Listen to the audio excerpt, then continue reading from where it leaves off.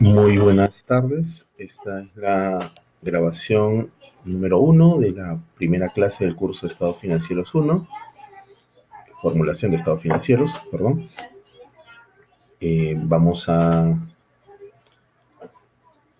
colocar los lineamientos generales en esta primera clase, los lineamientos generales del curso, ¿no? Vamos a mencionar la parte de los alcances de marco conceptual el día de hoy, elementos de estados financieros. Vamos a hablar también de la NIC 1, presentación de estados financieros, y también a su vez del manual para la preparación de estados financieros, ¿no?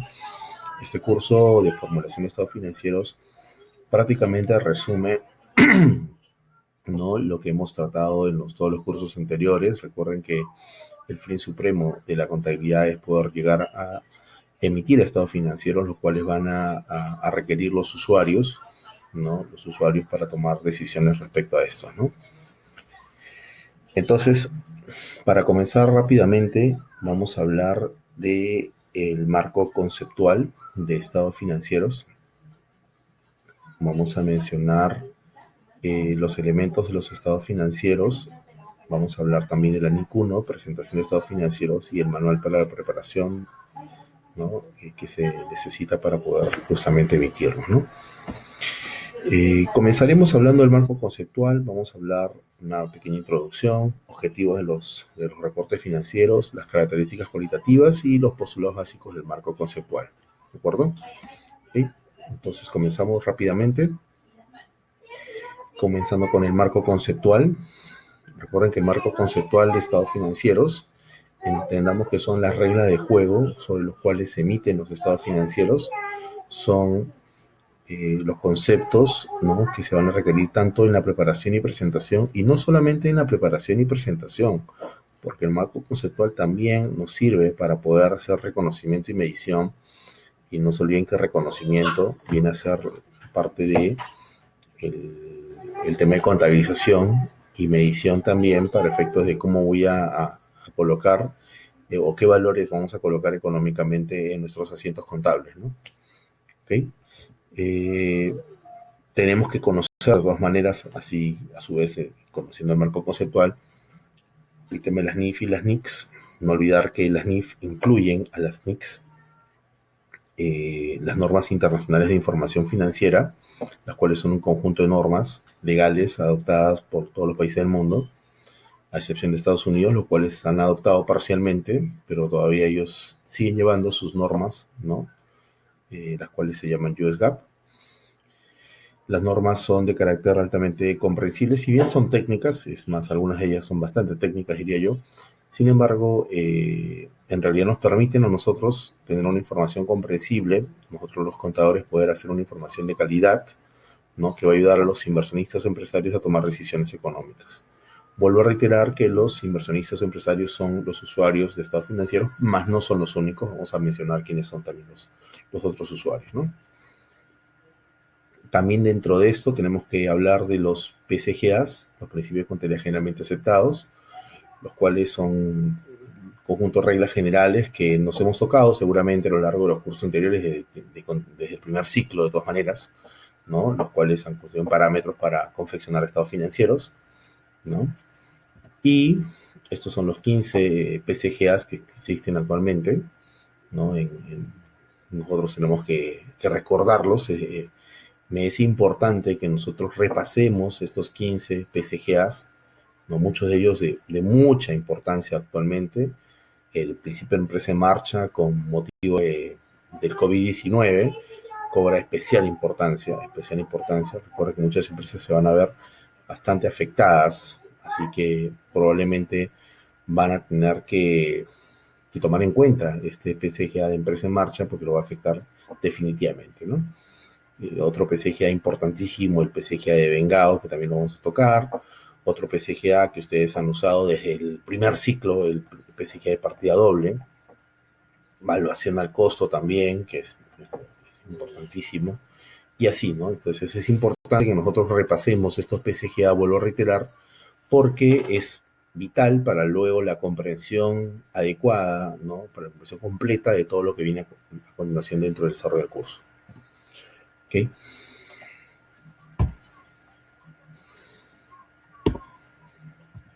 ¿Ya?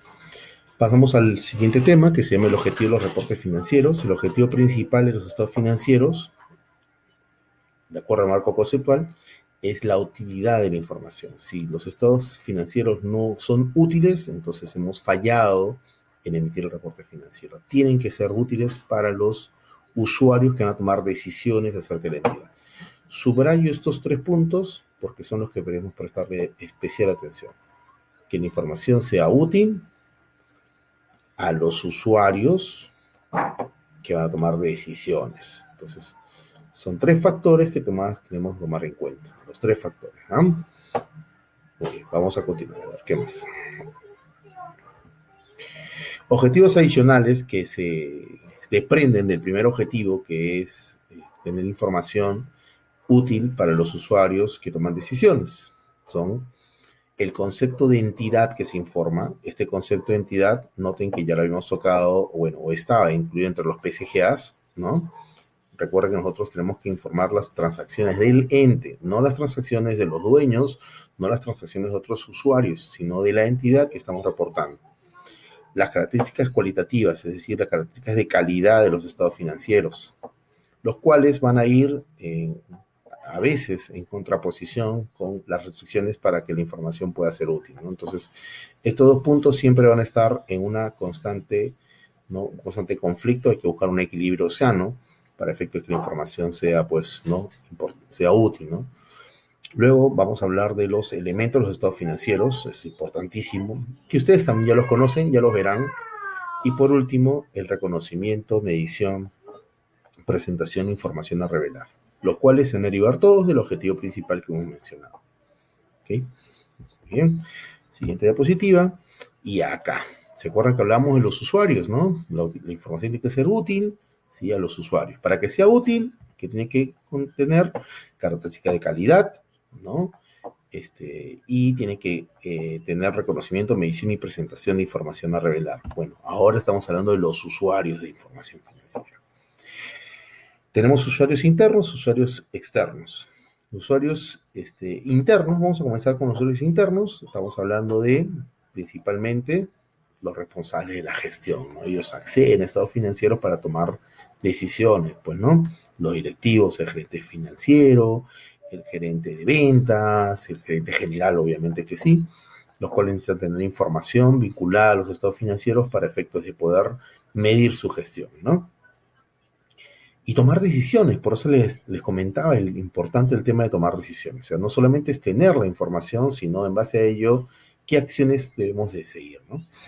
Y los usuarios externos, los cuales están relacionados con la empresa o que no están relacionados con la empresa, contractualmente, ¿no? Y dentro de los relacionados contractualmente con la empresa, el más importante de todos, creo que todos lo entendemos, son los accionistas, porque son los que ponen, ¿qué cosa? Ellos son los que ponen el dinero, ¿no? El money. Entonces, importante, ellos son los usuarios más importantes de los estados financieros, ¿no? Ellos quieren saber cómo va el negocio, ¿no? Cómo va el producto de su capital, ¿no? Cómo se está desenvolviendo, ¿no? Sin embargo, entendamos que no son los únicos usuarios, vuelvo a reiterar, son los más importantes, mas no son los únicos, ¿no? Por otro lado, tenemos a los prestamistas. Bueno, en este caso se puede entender mejor el tema de prestamistas. ¿Quiénes? Las entidades financieras, los que proveen el capital, ¿no? O bueno, más que capital, proveen flujos de dinero para capital de trabajo, flujo de dinero para inversiones, en fin, ¿no? Luego tenemos a los empleados, ¿no? A los empleados que también necesitan tener estados financieros, sí, pues porque existen oportunidades en las cuales ellos van a requerirlo, por ejemplo, cálculo de sus utilidades, algunos beneficios que están vinculados a la utilidad o los activos o pasivos de la empresa, ¿no? En fin. Proveedores y clientes también son usuarios de los estados financieros, guardando la confidencialidad del caso, pero son usuarios de estados financieros. Y los no relacionados contractualmente con la empresa y que pudieran requerir los estados financieros son inversores potenciales, acreedores también potenciales, la administración pública, obviamente a través de la SUNAT, empresas competidoras por cuestiones de confidencialidad. No es obviamente recomendable, pues, no mostrar la información. Sin embargo, algunas empresas, las cuales listan en la bolsa de valores, sí están obligadas por ley a mostrar los estados financieros y por ende las empresas competidoras pueden saber, ¿no?, o tomar como referencia dichos estados financieros. Sindicatos, público en general, ya mencioné cómo acceder a esa información.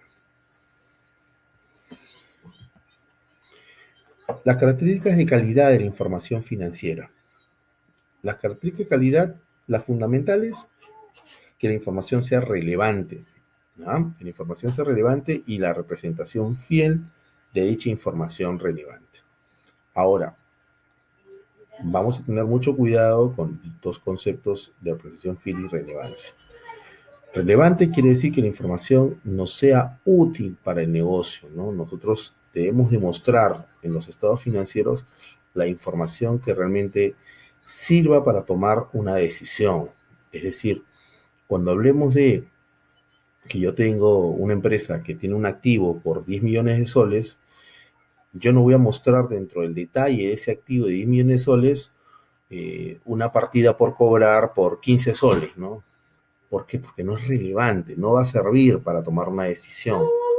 Sin embargo, dentro de una información financiera que nosotros tengamos de una empresa que mueve activos por 10 millones de soles, entonces nosotros no podemos dejar de mostrar, por ejemplo, el rubro existencias por el valor de eh, 2 millones de soles, 3 millones de soles, porque esta información sí es relevante para tomar decisiones, ¿no?